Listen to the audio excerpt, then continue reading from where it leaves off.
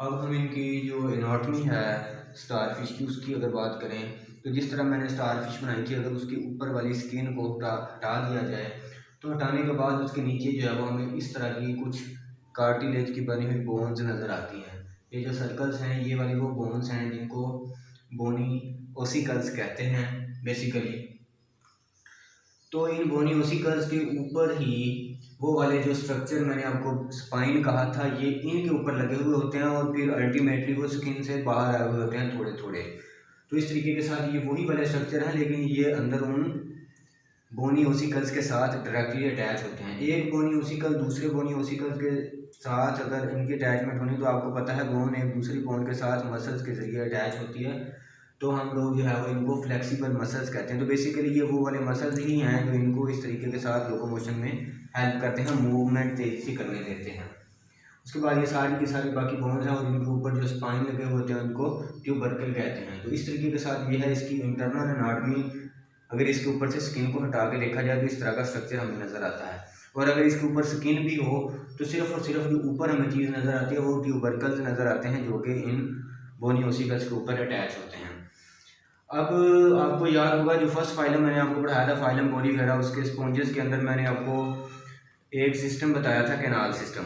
तब मैंने आपसे कहा था कि कैनाल सिस्टम और चीज़ का नाम है और वाटर वेस्कुलर सिस्टम जो है वो और चीज़ का नाम है। तो ये सबसे पहले जो वाटर वेस्कुलर सिस्टम हमें देखने को मिला है तो वो इकाइनोडर्मेटा के अंदर देखने को मिला है। अब हम इसको देख लेते हैं, ये और चीज़ है कैनाल सिस्टम और चीज़ को कहते हैं। अगर हम इसके डॉर्सल साइड के ऊपर, मैंने कहा था कि जो साइड हमें नज़र आ रही है ये डॉर्सल साइड है और जो नीचे वाली इसकी साइड होगी वो वेंट्रल साइड होगी। तो इस डॉर्सल साइड के ऊपर मैंने कहा था कि सेंटर के अंदर आपको एक छोटा सा होल नज़र आएगा जिसको आप लोग जो है वो एनएस कहते हैं, ये डॉर्सली प्रेजेंट होती है। इसी डॉर्सल एरिया के ऊपर इसके साथ एक और भी छोटा सा होल नज़र आता है जिसके अंदर और छोटे छोटे होल्स मौजूद होते हैं। इस होल को कहते हैं मैड्रीपोराइट। तो बेसिकली जो रेस्पिरेशन के लिए वाटर इसकी बॉडी के अंदर इंटर होना है वो इस होल के लिए होना है जिसको मैड्रीपोराइट कहते हैं। तो जी वाटर, क्योंकि इसका डॉर्सल एरिया सारे का सारा वाटर के लिए अवेलेबल है, वाटर के अंदर ये ऑर्गेनिज्म जो है जो मौजूद है इसका डॉर्सल सरफेस सारे का सारा जो है वो उसको वाटर अवेलेबल है, इसके सारी तरफ जो है ये वाटर मौजूद है, ये सारा वाटर जो है ये मौजूद है। तो वाटर यहाँ से इंटर हो जाएगा इस मैड्रीपोराइट के अंदर। अब जब इसके अंदर ये वाला वाटर इंटर हुआ, इस होल को कहते हैं मैड्रीपोराइट। इस मैड्रीपोराइट ये अकेला होल ही नहीं है बल्कि एक ट्यूब लाइक स्ट्रक्चर जो है वो इसके साथ ही स्टार्ट हो जाती है।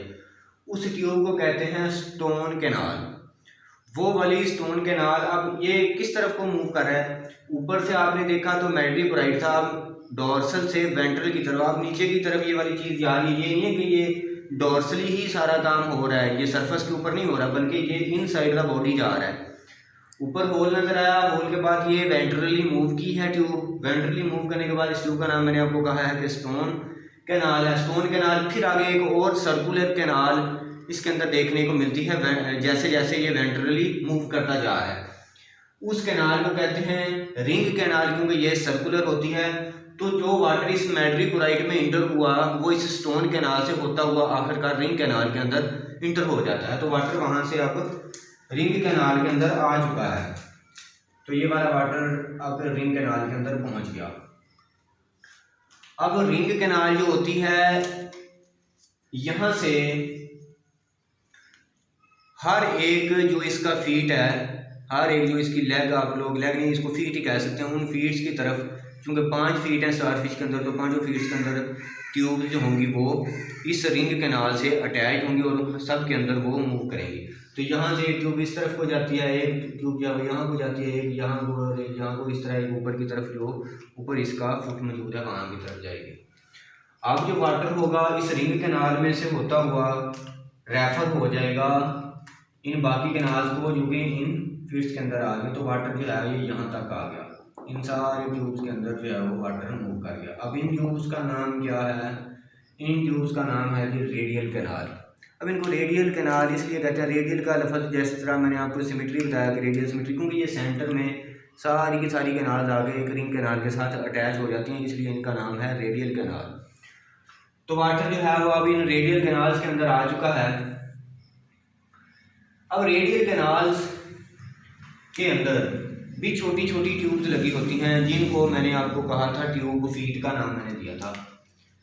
वो पिछली जो मैंने डायग्राम बनाई थी, यहाँ भी मैंने बना दी है ट्यूब फीट। ये बेसिकली अब वेंट्रल साइड ऊपर बात पहुँच चुकी है, वेंट्रल साइड तक।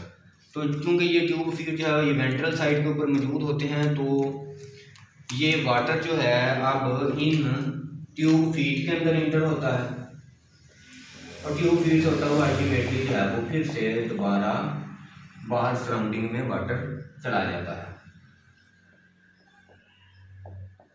लेकिन इसके रास्ते में हुआ क्या है, इसके रास्ते में वो सब कुछ हो गया, ऑक्सीजन इनको इसने प्रोवाइड कर दिया वाटर ने, वेस्ट प्रोडक्ट जो कार्बन डाइऑक्साइड की वो देके इन ट्यूब फीड्स के जरिए वाटर जो है ये बाहर चला गया। अब लोकोमोशन कैसे हुई, ये तो चले रेस्पिरेशन का काम तो हो गया इस जो वाटर वेस्कुलर सिस्टम के जरिए। इसके अंदर लोकोमोशन के लिए मैंने कहा था कि एक तो वो ऑर्गन जो थे वो मैंने पहले आपको बता दिए कि वो सिर्फ और सिर्फ रेस्पिरेशन में हेल्प आउट करते हैं। बाकी मैंने कहा था कि ये ट्यूब फीट भी रेस्पिरेशन के प्रोसेस में मदद करते हैं। अब ये कैसे करते हैं, एक सक्शन का प्रोसेस होता है। जैसे ही वाटर इन ट्यूब फीट से बाहर जाएगा तो अब्रप्टली सक्शन का प्रोसेस हो, सक्शन क्या कि वाटर दोबारा से इस मेट्रिक्लोराइड में इंटर होगा और फिर से दोबारा से वही वाला प्रोसीजर होगा। उस सक्शन के जरिए जो फोर्स इनको मिल जाती है उसी फोर्स के रिस्पॉन्स में ये मूव करते रहते हैं वाटर के अंदर। तो ये है जी इनका वाटर वेस्कुलर सिस्टम। ये बहुत ही इम्पोर्टेंट है पेपर के पॉइंट ऑफ व्यू से, क्योंकि ये सबसे पहली दफ़ा इनमें देखने को मिला है।